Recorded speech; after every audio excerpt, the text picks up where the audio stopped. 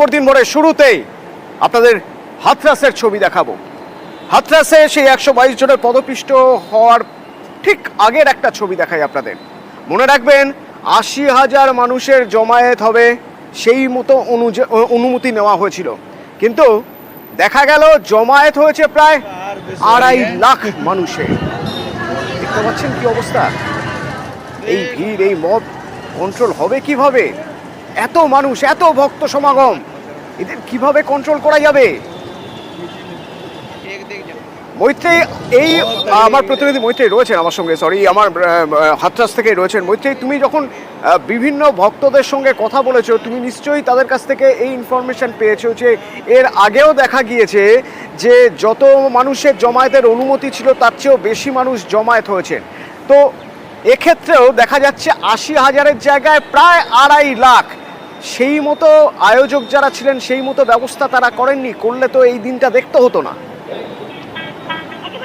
দেখো, ভক্তরা কেন, এমনকি পুলিশ প্রশাসনেরও কিন্তু এই অভিজ্ঞতা নতুন নয় যে যখন তিনি কোনো, অর্থাৎ এই স্বঘোষিত ধর্মগুরুর যখন কোনো এই ধরনের সৎসঙ্গের আয়োজন হয়, প্রতি মঙ্গলবার করে যেই সৎসঙ্গের আয়োজন করেন তিনি, সেখানে যতজন লোক আসার কথা তার থেকে যে বেশি লোক আসবে এবং আসেও, সেই অভিজ্ঞতা কিন্তু শুধু যে আয়োজক তা নয়, প্রশাসকেরও কিন্তু অজানা ছিল না। এবং 2022 সালে যখন কোভিড পিরিয়ড চলছিল, সেই সময় হাড়ে হাড়ে সেই অবস্থার কথা তারা বুঝেছিলেন। তার কারণ মাত্র 50 জন লোক আসবে বলে 50,000 ভক্ত হাজির হয়ে গিয়েছিল এই বাবারই একটি সৎসঙ্গে যোগ দেওয়ার জন্য। এবং সেই সময় কোভিড চলছে, কোভিড পরিস্থিতিতে ভয়ঙ্কর বিপাকে পড়েছিলেন প্রশাসনের সমস্ত উচ্চ পর্যায়ের আধিকারিকরা, এবং সেই শিক্ষা থেকেও কিন্তু শিক্ষা নেয়নি প্রশাসন। এবং আয়োজকরাও তারা জানিয়েছিলেন, যদিও প্রশাসনের তরফ থেকে বলা হচ্ছে তাদেরকে 80,000-এর জমায়েত হবে বলে তাদেরকে জানানো হয়েছিল, কিন্তু এসে পৌঁছেছিলেন 2.5 লক্ষ। যেটা মনে করা হচ্ছে, আয়োজকরা যদিও সেটা স্বীকার করছেন না, তবে তারাও কিন্তু আশা করেছিলেন যে লোক 80,000-এর অনুমতি চাইলেও তার থেকে বেশি হবে। এখানে একটা খুব মজার ব্যাপার আছে। মজা বলছি ঠিকই, কিন্তু কতটা হতাশার জায়গা থেকে বলছি সেটাও একবার ভাবুন প্লিজ। মানুষ জানেন যে বেশি মানুষ আসবেন, মানুষ এটাও জানেন যে বেশি মানুষ এলে তাদের কন্ট্রোল করা মুশকিল হয়ে যাবে। 80,000-এর জায়গায় 2.5 লাখ, তো কন্ট্রোল কিভাবে হবে? না, প্রশাসনকে দরকার নেই, পুলিশকে দরকার নেই, নিজস্ব বাহিনী আছে তো ভোলে বাবার। ওই দেখুন সেই ছবি, ভোলে বাবার নিজস্ব বাহিনী, মহিলা রক্ষী। এই রক্ষীরা সামলান সব কিছু। জলপাই রঙের পোশাক, যে পোশাক সেনা ব্যবহার করে, সেই পোশাকে সজ্জিত, সুসজ্জিত রক্ষী বাহিনী, ভোলে বাবার এই রক্ষী বাহিনী। মোটামুটি আনুমানিক এই বাহিনীতে কতজন রয়েছেন মৈত্রেয়ী? বাহিনীর সংখ্যা কিন্তু সে অর্থে এক্সাক্ট সংখ্যা কেউ বলতে পারছে না, তার কারণ এই বাহিনীর নাম হচ্ছে, তাদেরকে সেবাদার বলা হয়, অর্থাৎ যারা সেবা দান করেন এবং তাদের দাবি তারা বিনামূল্যে সেবা দান করেন এবং সেবা দানের জন্য এই বাহিনী রাখা রয়েছে। এই বাহিনীর পোশাকেরও নানান রকম ভাগ যেটা জানতে পারা যাচ্ছে। কিছু অংশ রয়েছেন যারা বাবার একেবারে ক্লোজ কন্ট্যাক্টে থাকেন, তারা কমান্ডোর মতো কালো পোশাক পরে থাকেন। বাহিনীর একটা অংশ যারা মহিলা ভক্তদের এবং তার সঙ্গে সঙ্গে এক অংশ যারা পুরুষ ভক্তদের সামলানোর দায়িত্বে থাকেন, তারা কখনো কখনো জলপাই রঙের পোশাক পরে তাদেরকে দেখা যায়, কখনো কখনো লাল বা ইটাচুনা রঙের পোশাক পরে দেখা যায়। এবং এই ইটাচুনা রঙের পোশাক পরা ভক্তরাই, যারা সেবাদার বলে পরিচিত, তারাই কিন্তু বিভিন্ন যে আশ্রম রয়েছে এই বাবার, সেখানেও বিনামূল্যে শ্রমদান করেন এবং তারা সেখানে নিরাপত্তা রক্ষী, দেবরক্ষী সবকিছুর কাজও তারা সামলান। মানে বলা যেতে পারে যে এই বাবার যে শুধু ভক্তই রয়েছেন তা নয়, সেবাদাররা তারাও কিন্তু বাবার নিজস্ব আর্মি বা নিজস্ব প্রতিরক্ষা বাহিনী হিসেবে কাজ করেন এবং তেমনটাই কিন্তু ছবিতেও ধরা পড়ছে এবং মানুষের সাথে কথা বলে আমরা তেমনটাই জানতে পারছি। অতনু, বলছে আরো একটা জিনিস দেখাই এবার।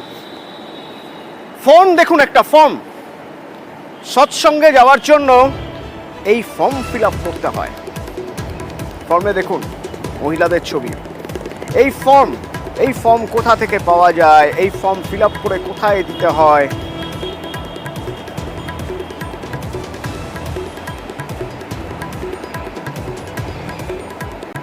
চট করে এত সহজে বাবার দর্শন পাওয়া যাবে না। মহিলাদের নামেই অধিকাংশ ফর্ম বিলি হতো। দেখুন এই সৎসঙ্গে প্রবেশের ফর্ম, যা নিউজ 18 বাংলায় এক্সক্লুসিভ দেখছেন।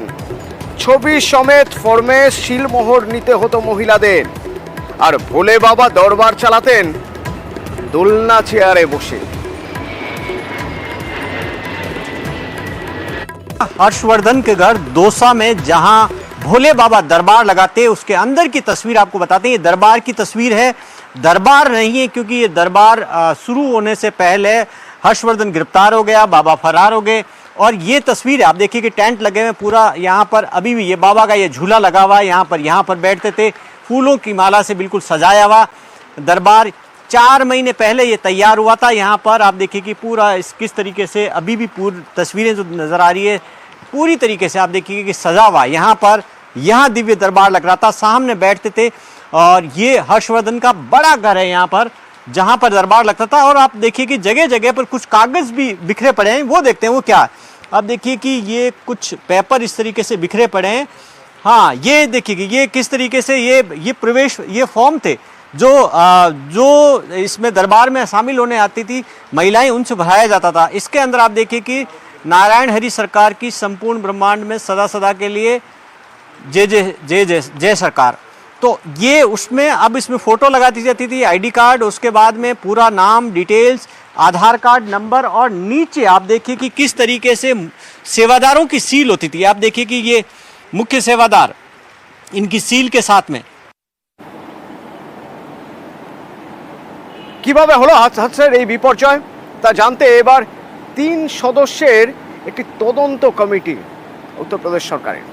এই 3 সদস্যের কমিটিতে কারা থাকবেন, কিভাবে তদন্ত হবে এই বিপর্যয়ের। মৈত্রেয়ী রয়েছেন আমার সঙ্গে হাতরাস থেকে। মৈত্রেয়ী,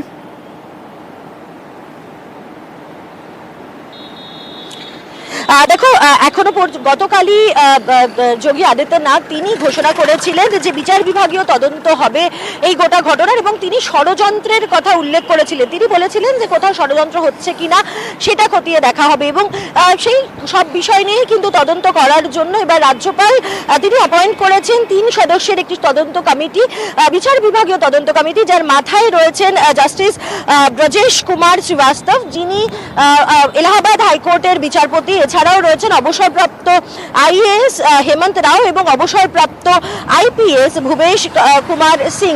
এই 3 সদস্যের যে বিচার বিভাগীয় তদন্ত কমিটি, তারা মূলত খতিয়ে দেখবেন যে প্রশাসনের তরফ থেকে কোনো গাফিলতি ছিল কিনা, 1, 2 কোনো ষড়যন্ত্র করা হয়েছে কিনা, অর্থাৎ এই যে পদপিষ্ট হওয়ার ঘটনা ঘটলো এর পেছনে কোথাও কোনো ষড়যন্ত্র রয়েছে কিনা সেটা তারা খতিয়ে দেখবেন, এবং একই সঙ্গে তারা খতিয়ে দেখবেন যে পুলিশ প্রশাসনের তরফ থেকে কারোর গাফিলতি ছিল কিনা, এবং এই গোটা ঘটনাটি সেটি কেন ঘটলো, তার আসল কারণ কি, কারাই বা দোষী। এই এখনো পর্যন্ত কারা দোষী সেটা খুঁজে বার করা গেল না, অথচ অদ্ভুতভাবে ষড়যন্ত্রের তত্ত্ব আগে থেকেই ভাসিয়ে দেওয়া হলো।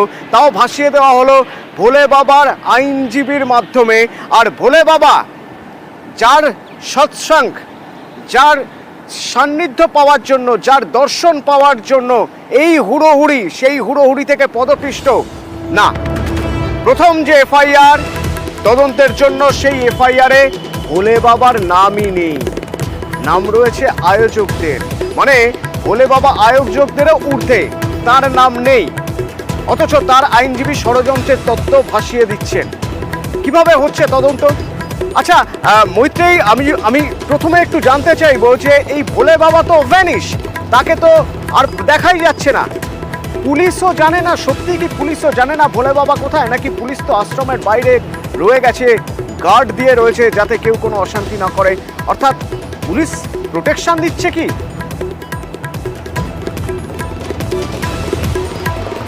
দেখো অতনু, এই প্রশ্নগুলো কিন্তু উঠছেই। তবে গতকাল রাতেও কিন্তু পুলিশের বড় একটা টিম, আমরা যেটা সূত্র মারফত জানতে পারছি, ভোলে বাবার এই ম্যানপুরীর আশ্রমে তারা যান, এবং সেই বড় একটি টিম বেশ কিছুক্ষণ আশ্রমের ভেতরে ছিলেন এবং তারপর তারা বেরিয়ে আসেন। যদিও ভোলে বাবা তাদের সঙ্গে ছিলেন এবং পুলিশের বক্তব্য যে তারা ভোলে বাবাকে পাননি। যদিও এই প্রশ্নটা বারবারই উঠছে যে কেন আশ্রমের দ্বার বন্ধ করে নিরাপত্তা দেওয়া হচ্ছে। পুলিশের তরফ থেকে যুক্তি দেওয়া হচ্ছে যে যেহেতু এতজন মানুষের মৃত্যু হয়েছে, যদি কেউ এসে হামলা চালান এই আশ্রমে, সেই জায়গা থেকে আশ্রমকে রক্ষা করার জন্যই এই সিদ্ধান্ত। এবার প্রশ্ন হচ্ছে যে আশ্রমকে রক্ষা করার দায়িত্ব, আইন শৃঙ্খলার নিয়ন্ত্রণ করার দায়িত্ব পুলিশের থাকতেই পারে, কিন্তু যে মানুষরা এখনো পর্যন্ত নাকি অভিযোগই দায়ের করেননি এই ভোলে বাবার বিরুদ্ধে, যে কারণে এফআইআরে তার নাম পুলিশ এখনো ঢোকায়নি, সেই ভোলে বাবার আশ্রমে এসে সেই মানুষরাই হামলা করবেন, এই দুটো যুক্তি যেন পরস্পর বিরোধী হয়ে যাচ্ছে। ফলে এই পরস্পর বিরোধী যুক্তির সপক্ষে কোনো বয়ান পুলিশ এখনো পর্যন্ত দিতে পারছে না। ফলে একদিকে যখন ভোলে বাবার এই ম্যানপুরীর আশ্রমের বাইরে নিরাপত্তা কন্টিনিউড হচ্ছে, অন্যদিকে তখনই পুলিশের তরফ থেকে জানানো হচ্ছে, ইউপি পুলিশ তারা জানাচ্ছেন যে তারা এই যে সমস্ত সেবাদারদের বিরুদ্ধে অভিযোগ দায়ের করা হয়েছে, সেই সেবাদারদের আপাতত গ্রেপ্তার করারই আপাতত লক্ষ্য নিয়ে তারা এগোচ্ছেন এবং তাদেরকে গ্রেপ্তার করা হলে এবং একই সঙ্গে তারা এই ভোলে বাবা সম্পর্কেও বিভিন্ন বিস্তারিত তথ্য তারা সংগ্রহ করছেন। প্রয়োজন মতো আগামী দিনে আরো হয়তো আগামী দিনে পদক্ষেপ করবে পুলিশ।